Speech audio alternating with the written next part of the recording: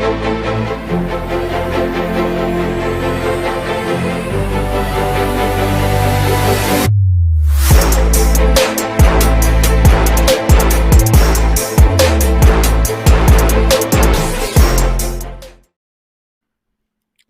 is going on, everybody? Welcome in. Happy Friday. Woodward Bets back in the house. Beer and Scott here, ready to break down everything in the sports world. Scott, so we get coming off a Thursday night football game.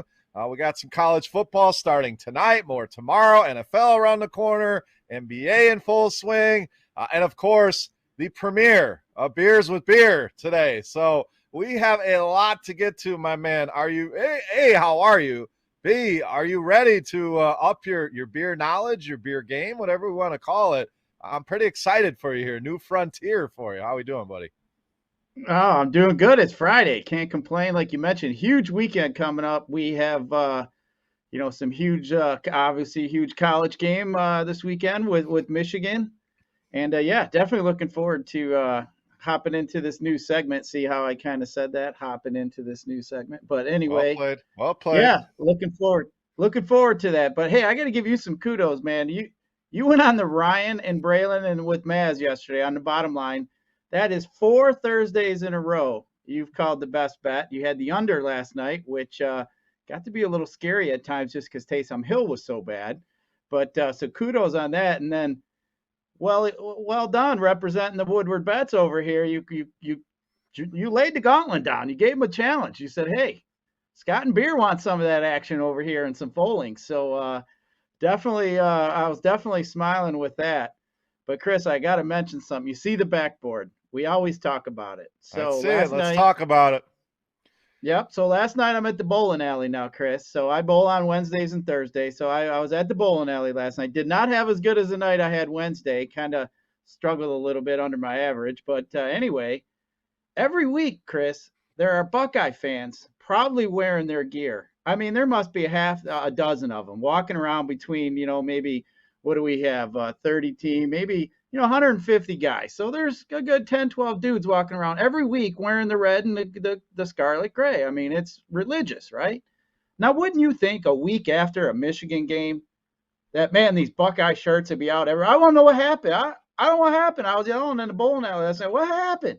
Where's all the Buckeye shirts? I haven't seen any this week. Not any. I haven't seen one. So it was good just to kind of give them a little, Oh, yeah. I mean, that's, the definition of a fair weather fan. I mean, if that happened locally, you wouldn't have seen a Lions shirt in the last 30 years since that one you pulled out in 1991. So, we represent our teams proudly. Win, lose, or draw, it's still your team. You ride with them, you ride or die, the highs, the lows. So, speaking of local teams, obviously huge game for Michigan tomorrow. So we will talk about that on our Saturday show. So make sure you guys are tuning into that. We'll talk all the big games tomorrow, give you some of our thoughts, see what the betting markets are looking like.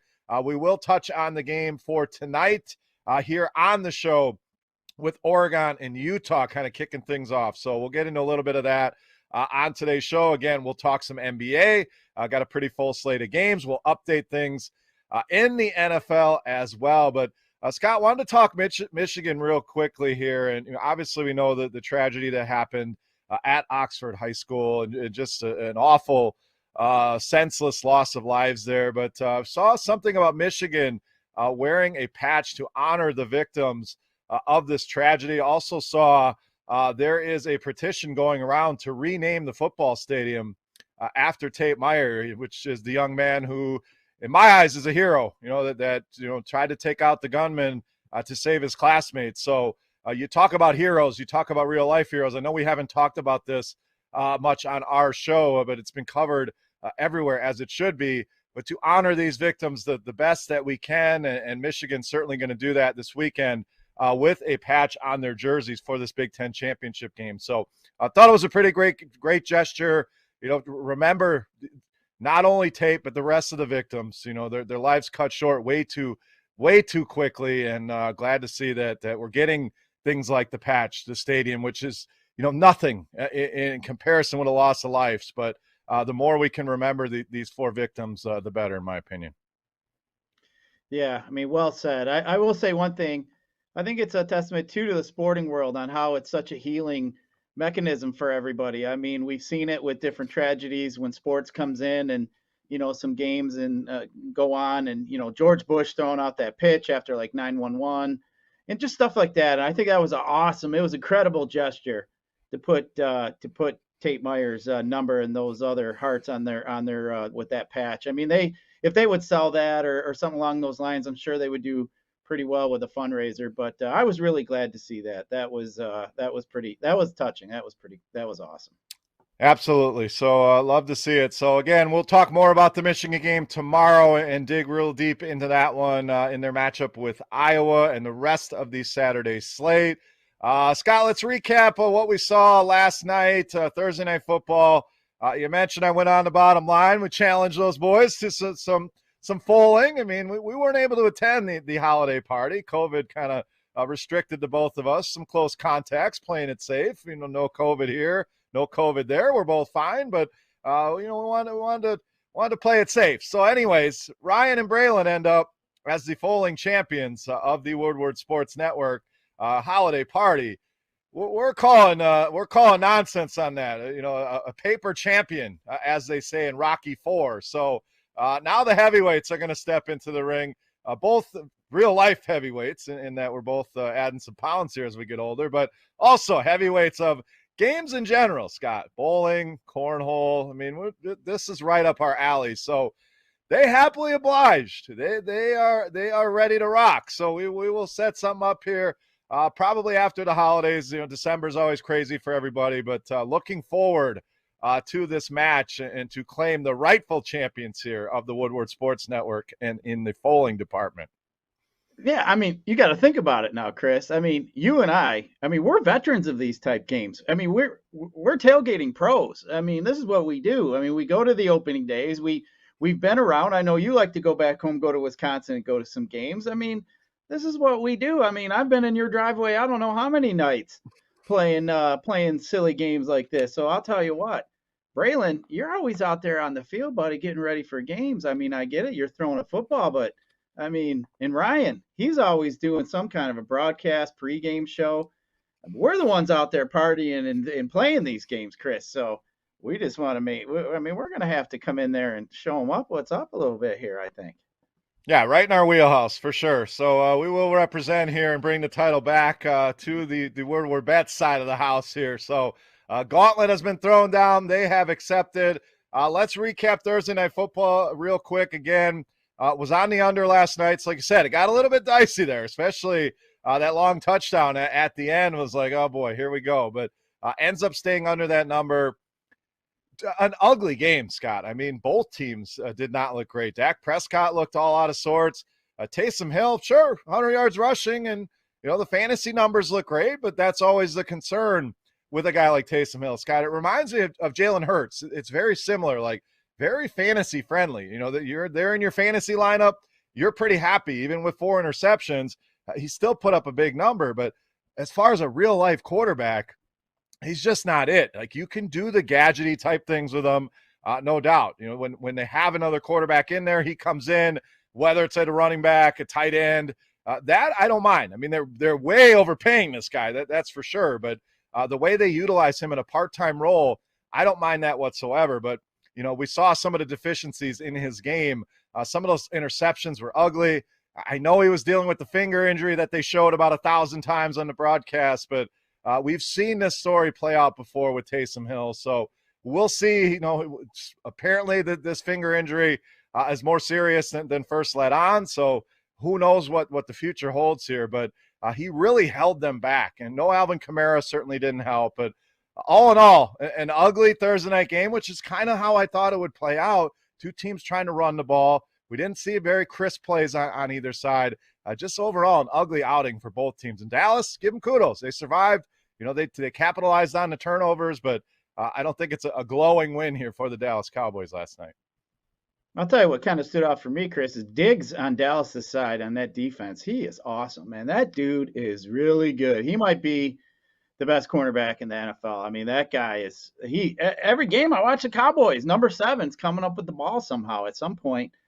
But, you mentioned Taysom Hill. Chris, do you know in most of these showdowns, I know you know the answer, but the common person, if I was to ask him, who was the most valuable player last night as the captain, you probably wouldn't guess Taysom Hill with those 4 interceptions, but he was on the winning lineup, and especially on DraftKings, he was the top captain to have. And actually, if you paired him with the defense, that was the winning ticket right there. So if you actually played Taysom Hill as captain, played the Dallas defense, you were in a spot you pretty much were going to win. It really didn't matter much more what other guys you had, because there was some kind of the offense was kind of spread around with Harris. The only guy that really stumbled was Ingram last night, and he was pretty high owned. But just goes to show you may not be a good life quarterback, but sometimes you might think, why would I play Taysom Hill? It's because he ended up with 2 passing touchdowns, 264 passing yards.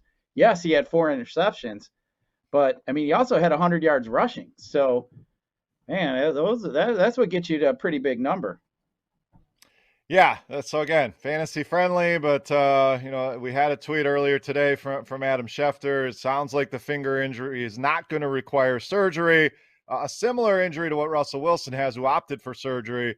Sounds like Taysom Hill going to try to play through this injury here with the New Orleans Saints, who their season quickly swirling down the toilet here. The NFC, anyone not named the Lions or the Seahawks are still in the mix. Surprisingly, some of these teams like Atlanta still somehow in the playoff mix, but New Orleans has really been struggling here of late. So I don't know if he's the answer. We saw it last night. Clearly that's, they're playing a good team, but he certainly didn't do anything to help them win that game. In fact, you could squarely put it on his shoulders with those turnovers, maybe the reason they lost that game. So we'll see what happens with him. We'll continue to update that. But Scott, we've been on here too long. If we're gonna do this beers with beer segment, we got to get it going in the beginning of the show so we have time to enjoy said beverage during the show. So this will be a weekly segment moving forward.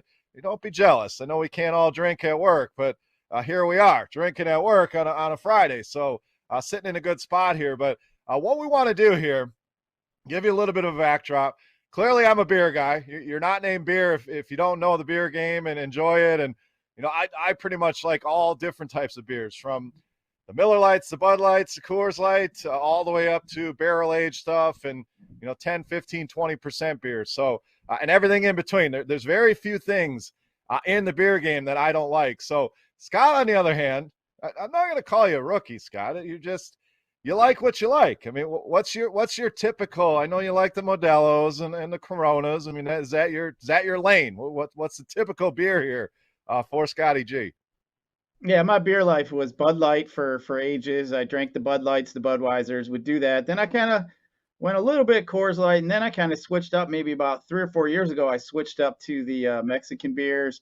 Went to the Coronas. In the last year and a half, 2 years, I've been on the Modelo. So Modelo is usually loaded in my fridge. That's my beer of choice. I also feel like it doesn't hit me as hard the next day. When I drink them Bud Lights, I'd wake up in the morning and I felt like somebody done kicked my ass with a broomstick. But these Modelos don't. I can pound 15, 20 of them things and not feel like I got ran over by a truck the next day.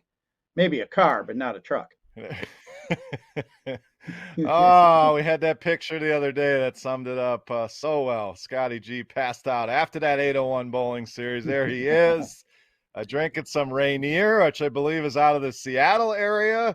A great photo there. But so this is going to be a twofold thing. First, we want to get Scott trying some of these, not just to mess with him and see what he thinks, but this could be a launching pad for a lot of you out there that, maybe just haven't dove into the craft beer scene yet. So, if a guy like Scott, who you got his taste there, you probably have a lot of people out there that have similar tastes. So, we're going to get an honest opinion and feedback, and maybe that'll give you some beers to try.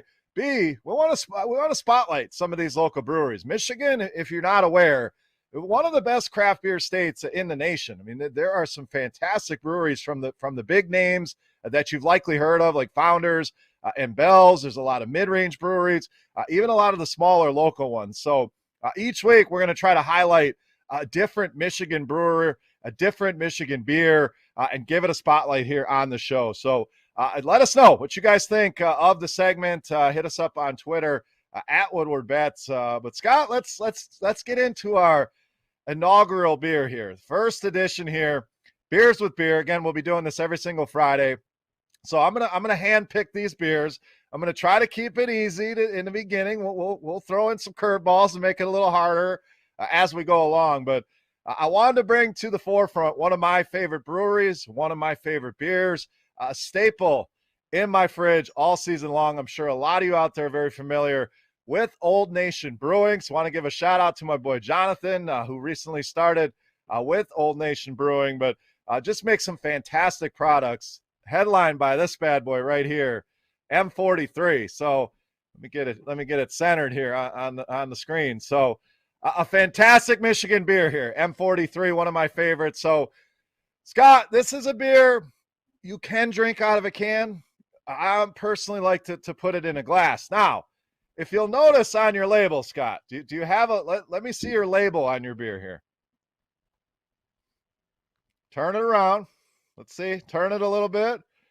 See those instructions on the side of the can there, Scott? This is something you're going to want to pay attention to. So this is what is known as a hazy IPA. So this is something that when they make this beer, there's generally some sediment in it. So what that means, you're going to see little things floating around in your beer. It freaks some people out. They don't want to deal with that. So my buddies here locally tease me because they call it the roller beer, because the key to getting rid of the sediment, as the can says, this wasn't always on the can. They added this because a lot of people would say, there's stuff floating in my beer. What's wrong with it? There's nothing wrong with that. That's the way it should be. So, Scott, I'm going to need you to roll this beer around. We don't want you to I usually like to roll things that I get a buzz from. I like to roll things I get a buzz from. There you go. See, right up your alley here. So, all right, we're rolling our M43. Rolling it, giving it a good mix here. You don't want to shake it. You don't want to do any of that. Just nice and easy. So the roller beer. All right, we're going to pop them. We're going to pour them into our glass. Now, as you'll notice, 16-ounce glass requires a 16-ounce can requires a 16-ounce glass. So I hope you came I'm a rookie. I got a 12-ounce glass. Okay, well, that's about right. We'll get you there. Oh, boy. So as you'll notice, Scott, a hazy IPA is going to look – yeah, it's going to look more like an orange juice type setup. So there it is. We'll do a cheers. Oh, we got to teach you how to pour too. Look at all that head on that bad boy. Notice the difference here. Let's look at mine. A little bit of head. Let's look at Scott's. Oh boy, this guy. Okay, well, this is going about as I expected it to when we announced this segment. So, cheers, buddy. M43, Old Nation. Delicious.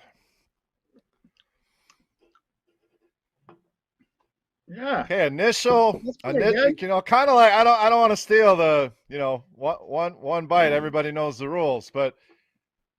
First drink, first initial impression here. What are our thoughts here?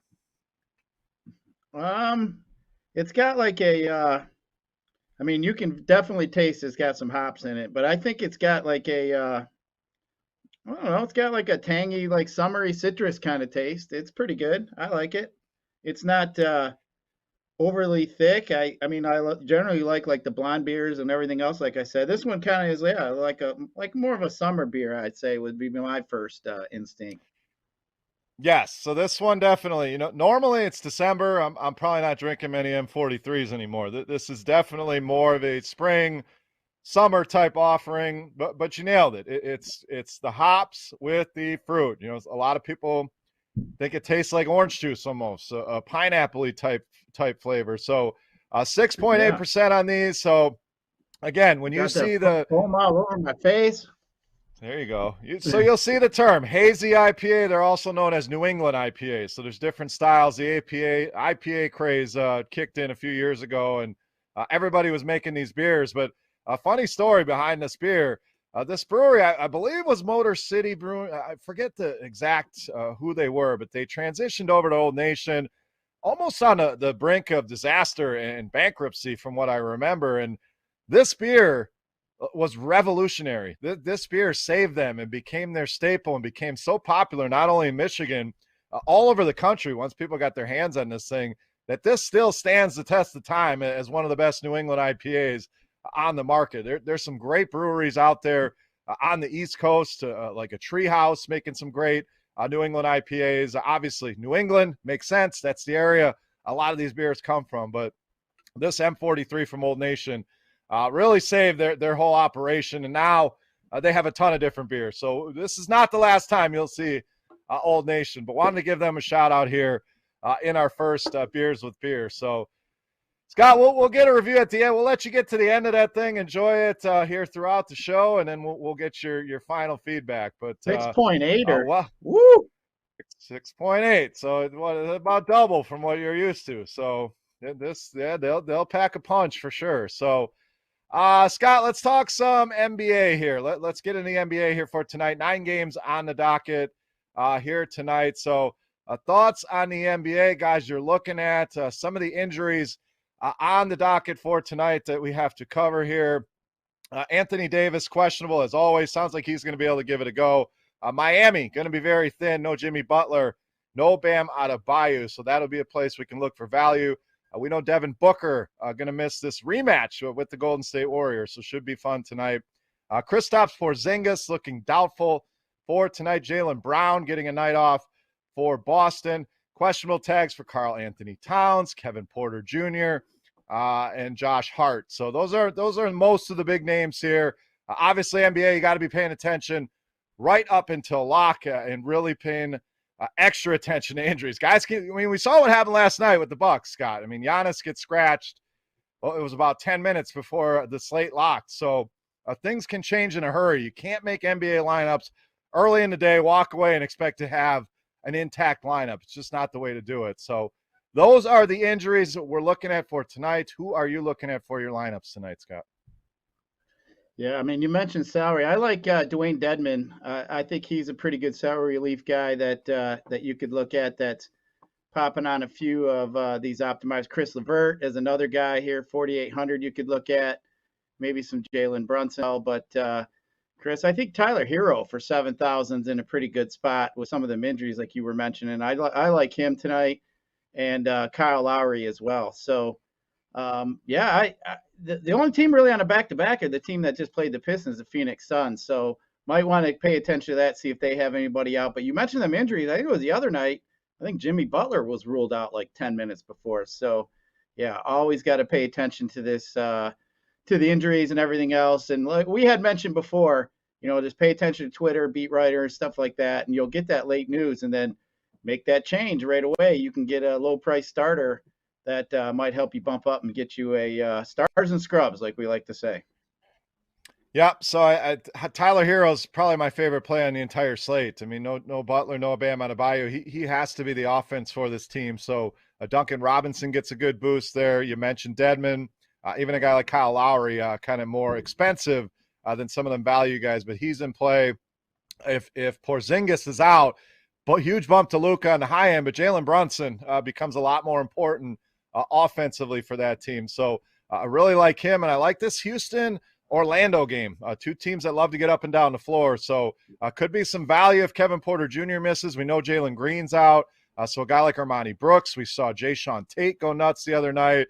And then Cole Anthony back for Orlando. So really like spending up on him here tonight as well. And, this Phoenix team, it's not only back-to-back, Scott. They're on their third game in 4 nights. So, they went out of their way to shut down Steph Curry and were pretty successful, more than most can say. So Curry might be a dicey option here tonight. Some of those other pieces, we saw Jordan Poole have a good game. Otto Porter Jr. playing more minutes there, now for Golden State. So excited to watch the rematch there. In Phoenix, pretty big underdogs here. I mean, they've won 18 games in a row, and they are an underdog here tonight. So we'll see if that makes our best bet segment. You're right. I mean, it's pretty big spread there. Yeah, I mean, a touchdown for a team that's won that many games in a row. I mean, it's not like they're traveling across the country, but we'll get to that one. Maybe that one makes our best bet segment. But Yeah, I think you mentioned like with some of the over-unders, you like to just kind of check it out. There really isn't that high over-under today. That Minnesota Brooklyn's 222 and a half, and then that Clippers Laker game would be coming next at 218, and then you got a bunch of them around 216 to about 208. So we don't see that one game that stands out. That's like that 230, 225. You know, we don't see that today. So those are, I think, sometimes are the fun slates because then, like ownership looks like it'll be pretty spread out unless, a couple of these value guys will definitely get some ownership. But yeah, I like it when there isn't those one or two big games with those crazy over unders. Yep, no doubt. Just enjoying my M43 over here. Life is good. So let's talk some NFL here. We'll transition and cover the injuries, lengthy injury list as always. So some of the latest news we heard today, just some confirmations on guys like DeAndre Swift going to be out this week, Dalvin Cook going to be out, Darren Waller. So no surprises there. All guys that we did not expect to play this week anyway. Andy Dalton going to be back under center once again for the Chicago Bears. Kadarius Toney doubtful for the New York Giants this week. So the star rookie going to miss another game. J.D. McKissic will not play this week, dealing with a concussion. So he is out against the Raiders. So nice bump there for Antonio Gibson, who looked great last week. Darrell Henderson remains questionable with his quad injury. Odell Beckham also injured there for the Rams, dealing with a hip injury. So sounds like they're optimistic these guys can play, but we'll see. Scott, as it seems to be the case the last couple of weeks, Arizona, DeAndre Hopkins, Kyler Murray, both got limited practices in yesterday, so we'll see if they're able to return. No practice for Deshaun Jackson, dealing with a calf injury yesterday.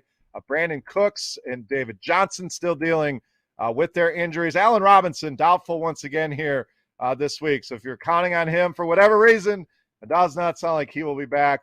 Full practice for Miles Sanders. Boston Scott, not so lucky, still dealing with that illness. No practice for him. Pat Freiermuth back at practice yesterday, so he's trending towards a return. Daniel Jones, limited practice, so we'll see. It still sounds like Mike Glennon going to take the first team snaps there. Antonio Brown, Scott, this one interesting, and we talked about this a couple days ago or last week about the fake vaccination card. He has been suspended 3 games by the NFL. So talk they may even release him, and we'll see what comes of that.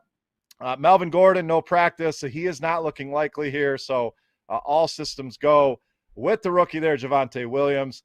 And we mentioned J.D. McKissic, again, out with a concussion. So, Scott, a lot of injuries. As always, Friday, usually a big indicator. We got a lot of guys announced out today, doubtful. Anything shocking here? I think it's all kind of stuff we thought was going to happen anyway. Yeah, I mean, I'm just looking at, what kind of DFS goodness I can get out of some of these injuries. You mentioned Gibson. He's going to be in a good spot without McKissic. You mentioned the rookie Javonte Williams without Melvin Gordon. I mean, I've been kind of interested to see what that kid would do with the Lions share. You tight end with Waller being out with Morneau. So that's a guy there we could look at. I mean, Freiermuth coming back for Pittsburgh is another guy. And it looks like Miles Sanders might be the only guy, but I'm not clicking his name anymore, Chris. But looks like he might get a lion's share of those carries. And then, the only guy we can play on Houston is Cooks, and looks like he might not be in. But I think it's really interesting with Arizona getting back their 2 horses and their 2 studs. I mean, we kind of forgot how good those 2 could be. So we're waiting. That game is going to come where those 2 blow up again. So I think if we can get on that ahead of time, man, I'm not saying it's going to come this week, Chris, but obviously the upside is huge for those 2. So we want to be on that right away at first. And I'm going to give it a week or 2 possibly, but I'm definitely keeping my eye on Murray and Hopkins moving forward. Yeah, I mean, Murray, it seems like the last few weeks, they're optimistic he's going to be back, and then he's not. So it seems like they got to get things going here soon. So we'll see if this is the week they get back in that lineup. They are in Chicago this week to take on the aforementioned Andy Dalton and this Bears team. So let's talk some college football. We got conference championships kicking off tonight. Full slate of games tomorrow, which we will cover top to bottom, any of those top 25 teams, all the big matchups. Make sure you are coming back and checking out our college football preview. But Scott, we have Oregon and USC, or Utah, I should say, tonight for the Pac-12 championship. Looks like Utah minus 2.5 at most places.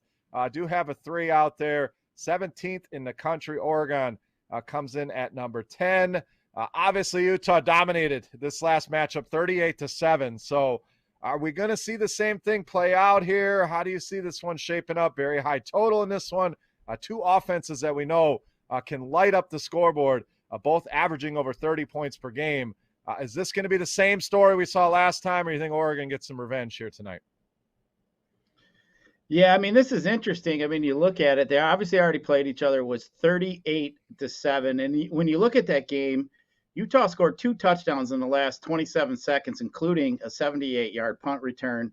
But, man, they played some physical football. They just ran the ball right down their throats, kind of like what we saw Michigan do to Ohio State. And as you know, I mean, when you can control the clock and control the ball, Utah had the ball for 35 minutes in their last game. I mean, that's impressive to have it that long. They had, 200 and some yards rushing. They averaged 218 yards rushing. But one thing I'll lay caution, the Utah's won their division the last 3 out of 4 years, and they have not won a game in their conference title game, getting them to a Rose Bowl. So they've struggled in the past in this situation.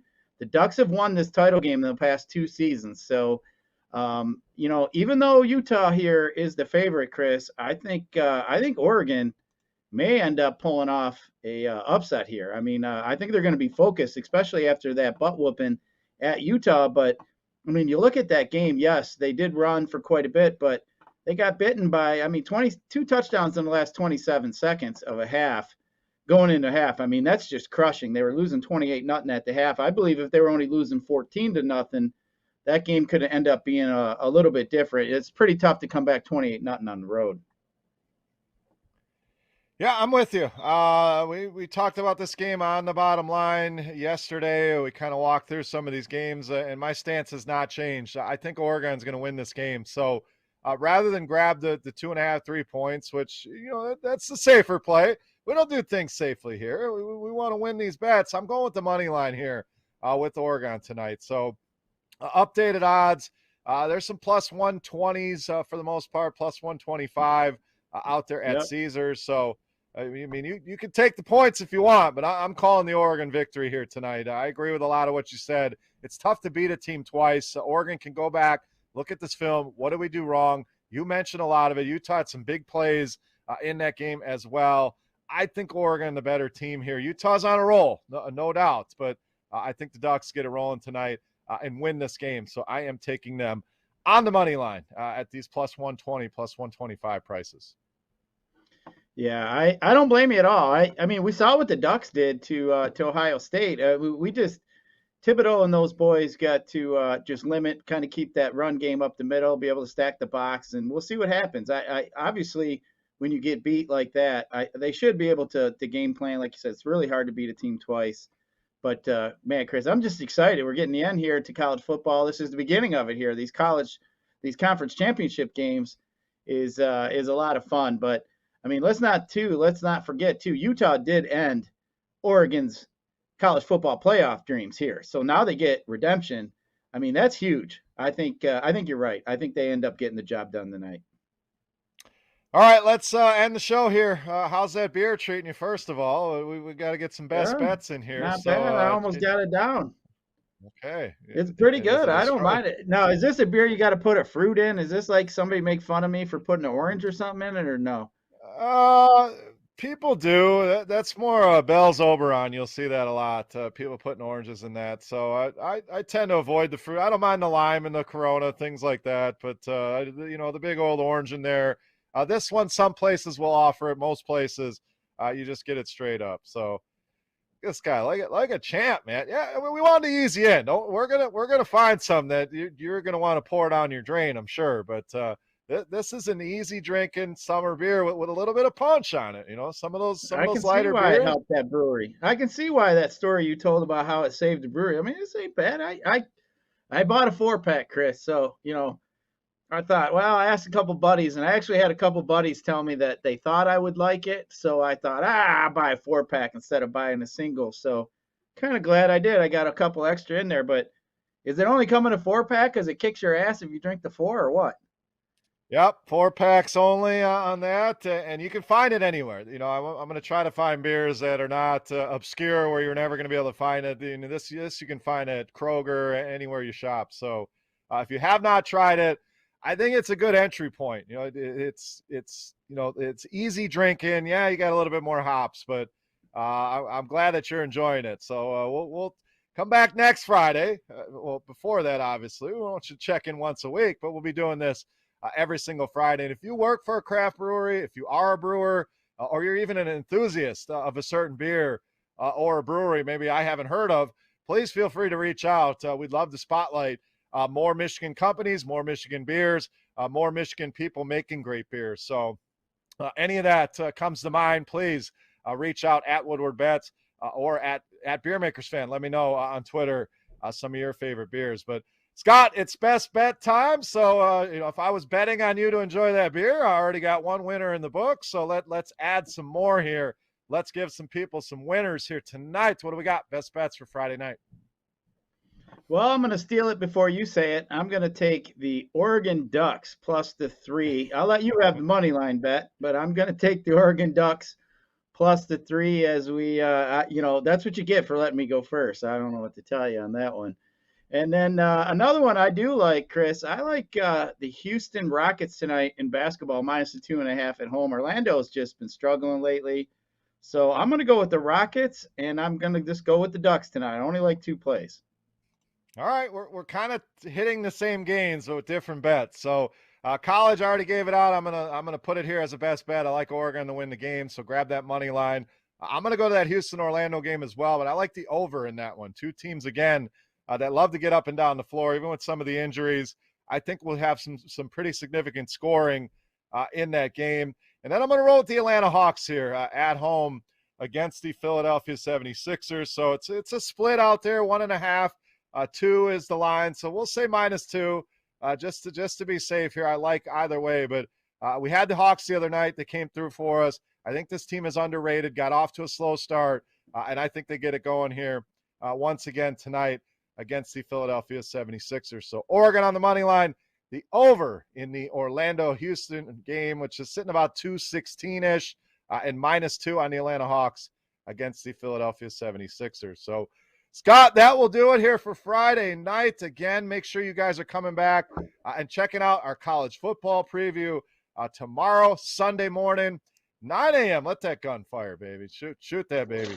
Sunday morning, giving you some more winners with our NFL preview every Sunday morning live at 9 a.m. So make sure you guys are joining us then as well. And check out all the other great shows here on the Woodward Sports Network. Follow it at Woodward Sports and follow us at Woodward Bets. Scott, final thoughts for the people Friday night. What do you got, buddy? Yeah, give the M43 a try. I like it for, being a beer wimp. I think it's pretty good. But yeah, let's get some winners, have some fun this weekend. Chris, I might go down to the sports book, the FanDuel Sportsbook this weekend, have me a little bit of fun, maybe watch some of these games. I know they're all hyped, got some UFC stuff going on, so gonna probably go down there and have some fun. So hey, if I'm down there and you see me, say hello. I'll be happy to. Maybe we'll even have a beer together. If somebody goes down there and you happen to see me, say hi, and we'll have some fun down there at the sports book. I may also be making an appearance here at the FanDuel Sportsbook tomorrow night. So same. We may have the whole Woodward Bets crew out there having a good time. So we'll see. Still putting some plans together, but I'm hopeful I can get down there. So it's same. Come join us for a beer, and we'll talk some bets. We'll talk some shop. We'll talk some beers. But we'll hang out, have a good time. So thank you as always for joining the show. Hope you guys enjoyed the new segment. Beers with Beer. We'll be doing that every single Friday. For Scott, for our boy Spencer behind the glass, I am Beer. We are Woodward Bets. Thank you so much for watching. Best of luck with your bets tonight, and we'll catch you tomorrow.